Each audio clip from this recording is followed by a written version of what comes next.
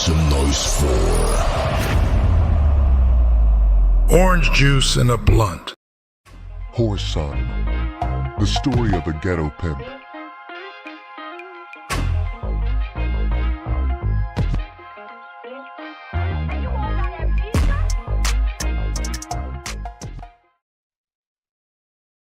"21.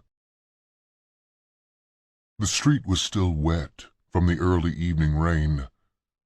I watched the people scurrying around downtown, some rushing to catch late buses, others just rushing home, hoping to get inside before it rained again. I parked in front of an Ofe bar and wondered if it would be interracial. Quite a few pimps from my side of town were coming downtown, cruising around the bars and copping white prostitutes that they couldn't have gotten next to before the bars integrated. Actually, I wasn't looking for a white girl to cop. What I wanted was for a white whore to hit on me to spend some money with her. That way, I'd have a chance to Georgia her out of some cock. I had 2 envelopes in my pocket, one a dummy, the other empty. If her man hadn't tightened her game up for her, she would be an easy mark to switch envelopes on. The Devil's Den was the name of the bar I finally decided to enter. It was dark inside, so I stood at the bottom of the stairs until my eyes became accustomed to the darkness. The bar curved like a half-moon, with a tiny stage set right off from it. I walked to the end of the bar, so as to get away from the blaring noise the mixed group was playing. Apparently the musicians thought the louder they played, the better it sounded. I took the very last stool at the end of the bar. I glanced around, casually. The club was semi-crowded. Most of the customers were coupled off. The only single people at the bar were males. Before I could get up and leave, a woman stopped beside me and asked for my order. I ran my eyes up and down her body until she started blushing. She must have been all of 40 years old, a little under 5'4", a little over 120, with a body that God had built for one purpose and one purpose only, encased in a form-fitting knit dress. Her heart-shaped face, with carmine mouth and huge black eyes, was topped by jet-black hair, parted at the side, hanging long over her shoulders. Even though she was getting old, she still looked like a movie queen to me. As I stared at her, I knew that this was one white lady I was going to stick the golden rod in. Soon. "May I take your order, please?" she asked, still blushing. "Do you always turn that pretty pink when you wait on a customer?" I asked politely. "Well," she stated frankly, "I'm used to men looking at me, but for some reason you have a very disconcerting stare, young man." "I hadn't meant for it to be disconcerting, miss, but when I saw you, I wondered if in this lifetime I would ever be allowed to pluck the fruit from a woman in the autumn of her years as beautiful as you are." Her eyes lit up. Before she could lower her glance, I saw the hunger in them. She wanted a young man, and I meant to find out just how much loving her capacity could stand. When she brought me back my drink, I held her hand longer than necessary. She blushed again, then looked around to see if it was noticeable. When I turned her loose, she went to the end of the bar, right up under the band, to get away from me. Several times I caught her looking back down the bar at me. 2 could play at that game as well as 1. When I finished my drink, I got up and left.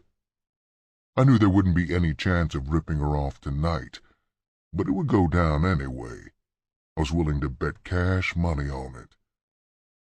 After the loud music in the bar, I really didn't want any more noise. I found a station playing soft music and left it on as I drove through the downtown district. I turned off of Woodward and drove over to Hastings. It was like entering another world. A crowded street, whores working on each corner, drunks staggering up and down the street, filth and poverty staring you in the face no matter where you looked. Once I had loved this neighborhood. Now I only tolerated it as a means to an end. One day, I would drive away and never look back. At the moment, I didn't know how, but I knew that one day I would. I pulled up and parked in front of the trick house Ruby worked out of. Two girls standing in the doorway stared at me coldly. I didn't give a fuck about what they thought about me. To me, they were just something to be used. I walked past them without a glance and went up the stairs. The houseman opened the door and let me in. The dining room was full of people. A card game was going on the dining room table. Ruby, with her back to me, was pulling on a white trick's arm, trying to pull him away from the gambling and take him into a bedroom. The card dealer snarled at her, "Bitch, I done told you to leave that man alone. Don't you see he's playing blackjack?" There was something familiar about his voice. I stepped up to Ruby and put my hand on her shoulder and stared at the dealer. It was New York. After all these years, here was New York in a trick house in Detroit. There seemed to be a change about him, and as I stared at him, it hit me. His clothes. Before, he had been immaculate in his dress. Now there was a difference, not too noticeable, but still there. As I stared, I noticed tiny dark spots on his gold high-low shirt. Blood. Well, well, if it ain't Whoreson. Fatima, baby. He spoke slowly, with a slur in his voice. Do you see who I see, girl? Grown tall as a tree. Man, you done come right on up there, ain't you? Immediately after he spoke, I noticed Fatima standing behind him. If he hadn't called her name, I don't think I would have recognized her. Damn, I thought sourly. 6 years of whoring couldn't have done all that to her. She looked like a bag of bones stuck down inside a dress. Her hair was dry, while her skin had a dead color to it. As I examined her closer, I could see sores on her arm. When she looked at me, she barely opened her eyes. There were the same revealing stains on her dress, blood spots. It dawned on me all at once. Both of them were dope fiends, junkies. I stepped in front of Ruby. I see you still got the same habit, telling other pimps' whores what to do. Oh, so you're a pimp now, huh? He said sarcastically.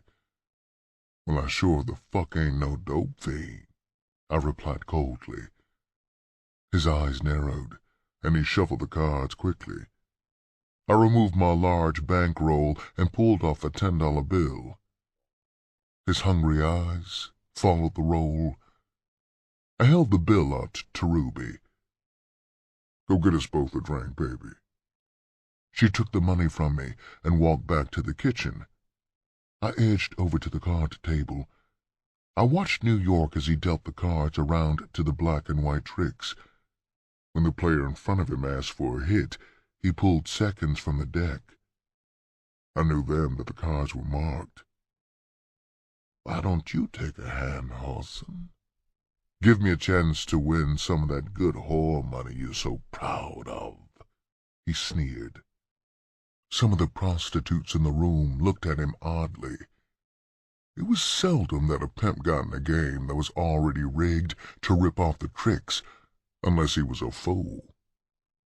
I stared at the pile of money in front of New York. He had over $200 in the bank. He hit his hand and turned up 21. The other players cursed and tossed their hands on the table. I saw an ace in the discarded hands, so I reached over and began to shuffle the deck. The cards were a new bicycle deck with the fan on the back, and someone had taken a red pencil and darkened certain lines on the fan. You could see them mark all the way across the table, but you had to know what you were looking for. When I set the deck down in front of New York, I swung out with the ace and 3 other cards. While he reshuffled the deck, I palmed the 4 cards.